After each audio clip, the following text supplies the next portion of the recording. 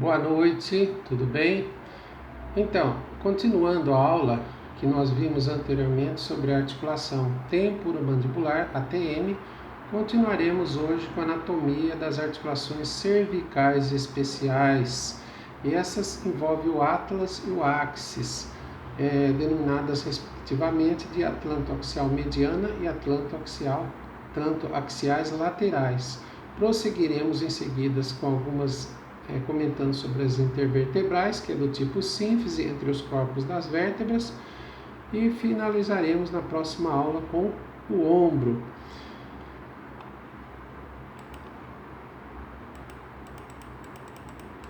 Aqui então, só dando aqui chegamos à articulação atlantoaxial, ou seja, essa que se faz entre esta vértebra que aqui está presente, que é o atlas. É o C1. E a segunda vértebra, C2, é o axis, aqui, olha o processo espinhoso bífido, né? Característico da vértebra. E no atlas, o tubérculo dorsal. Então, essa é uma vista posterior da articulação. Aqui foi removido parte do osso occipital, onde nós podemos ver essa abertura aqui, o forame magno. Portanto, a articulação aqui é chamada de atlanto-occipital. Mas, como são as cervicais somente, então vemos que a articulação atlantoaxial mediana se faz por ligamentos específicos, e o ligamento principal dessa articulação é esse chamado de cruciforme. Junto com o cruciforme tem mais à frente dois ligamentos chamados de alares, e um outro que está escondido pelo cruciforme aqui é o chamado de ligamento do apical do dente do axis. Correto? Então, essa articulação é sinovial trocoidea monoaxial. Já as articulações atlantoaxiais laterais, aqui em verde, são as sinoviais, que tem cápsula articular, que foi removida aqui, mas os movimentos são em vários sentidos e é uma sinovial plana, então anaxial, sem um eixo definido de movimentos. Uma vista superior, em que nós temos aqui a primeira vértebra, o atlas. Aqui vocês podem observar faces articulares superiores, que se articulam com o osso occipital, e pode observar também entre o arco anterior do atlas e o dente do axis a articulação atlantoaxial, que é uma sinovial trocoide. Portanto, aqui tem fóveas articulares tanto no arco quanto no dente, fóvea do dente aqui, certo? E aqui pode-se observar, então, alguns dos ligamentos. Esses ligamentos aqui que prendem o osso occipital ao dente do axis são chamados de alares. Mas tem um terceiro ligamento aqui não está presente.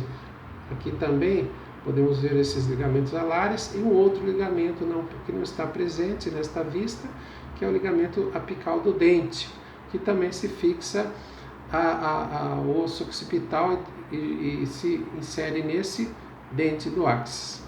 O ligamento em questão aqui, que faz parte do cruciforme, tem fibras orientadas em sentido horizontal, então chamado ligamento transverso do atlas.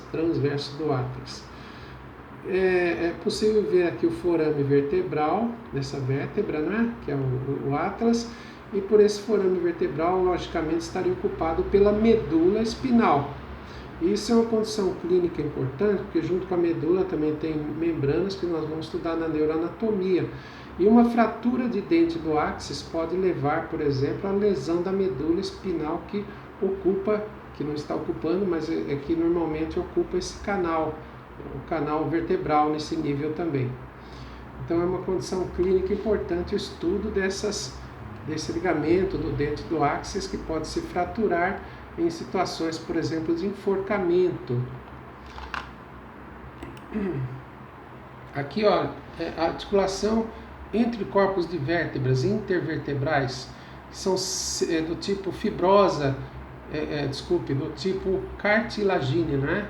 Ou fibrocartilagínea, que tem um disco intervertebral entre os corpos das vértebras.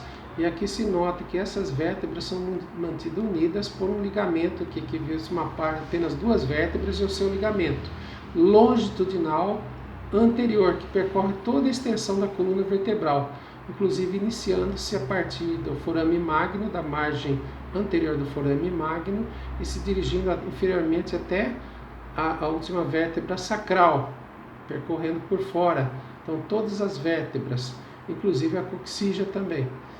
E pode-se observar também que o canal vertebral, aqui com a remoção de uma das partes posterior da vértebra, que é o arco vertebral, se observa um outro ligamento longitudinal por dentro desse canal, que é chamado longitudinal posterior.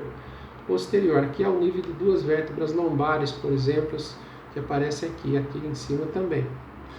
Esse ligamento longitudinal posterior ao nível das vértebras cervicais C1 e C2, ele encobre o ligamento cruciforme e os demais ligamentos, que aqui estão presentes em detalhe, né? Apical do dente, ligamentos alares e o ligamento cruciforme. E quando ele se espalha sobre esses ligamentos, esse ligamento longitudinal posterior que se adere também à borda anterior do forame magno, aqui ele é chamado de membrana tectória. Tectória significa do teto, a membrana mais posterior que tem nessa articulação. E na próxima aula, então, continuaremos com a articulação do ombro. Até lá, pessoal!